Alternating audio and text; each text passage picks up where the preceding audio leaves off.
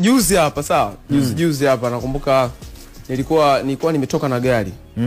Nilivotoka na gari bana sasa nikakamatwa na traffic. Unajua mimi ile gari nilikuwa na deni kama 120,000 hivi. Traffic ni watu ambao wakikukamata kama una deni lote hilo, lazima utalilipa ndo uondoke. Yeah, lazima utalipa ndo uondoke.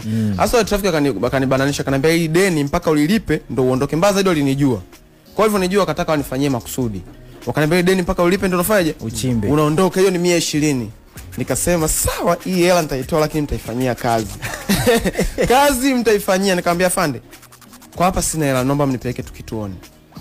Wakasema kwani unataka kwenda kituoni? Nikamwambia mimi nataka kwenda kituoni. Poa poa. Sasa kwa afande wa kike amechukua leseni yangu.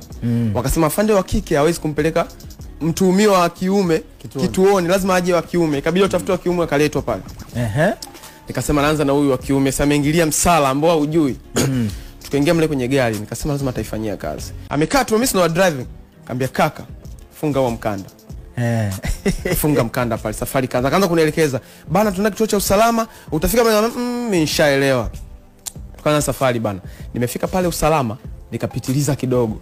Na ile njia ukipitiliza ndo huwezi kurudi. Yaani ni barabara inaenda hivi, katikati mwendo kasi afu kuna barabara ya kurudi hivi.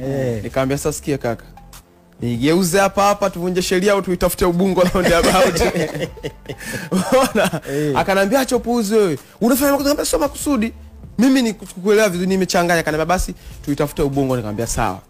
Tukatembea kidogo, rafika nikamwambia kaka sikia, mafuta tutoboya. Kama una 20 tia ikabidi tuanze kushiriki matatizo. Kati ya mafuta 20, yani ifika kati paka yule jamaa akaantamani nichukue bodo nikute kituoni. Yani anaanza hadi kunikimbia, anambia tutaenda wote pamoja. Tumefika kituoni bana pale, nikawa nimelipia ile hela. Siku hiyo mimi nilikuwa niwasumbue. Nikalipia muda huo, nikataka leseni yangu. Naomba leseni yangu. Leseni yangu kaambaki traffic wa kike ndio mbaki nao kule. Hasa ile traffic aliondoka kaenda nyumbani, muda wa kazi uko umeisha. Wakaniambia basi kesho itabidi uijie hapa kituoni. Nikamwambia sawa, lakini uje na ule afande, usubiri mpaka afike ndio uchukue leseni yako. Nikamwambia hamna shida. Kesho yake mimi nikampigia ule afande, mapema uko wapi? Akaniambia ndio anajiandaa nataka niende kazini. Na kuijia. Ni wapi? Akanitumia location. Ukampitia? Nikaenda kumpitia kwake, nikaa tunaenda sasa kule akanipa leseni. Nikamcheki sana mwanangu Juma Soju. Nikamcheki mwanangu hebu nikamtext nipigie niulize uko wapi. Lengo tu nimuumize ule traffic. Juma sasa kanipigia, Ndalo shwari poa. Wapi? Nikamwambia kuna traffic nampeleka polisi hapa.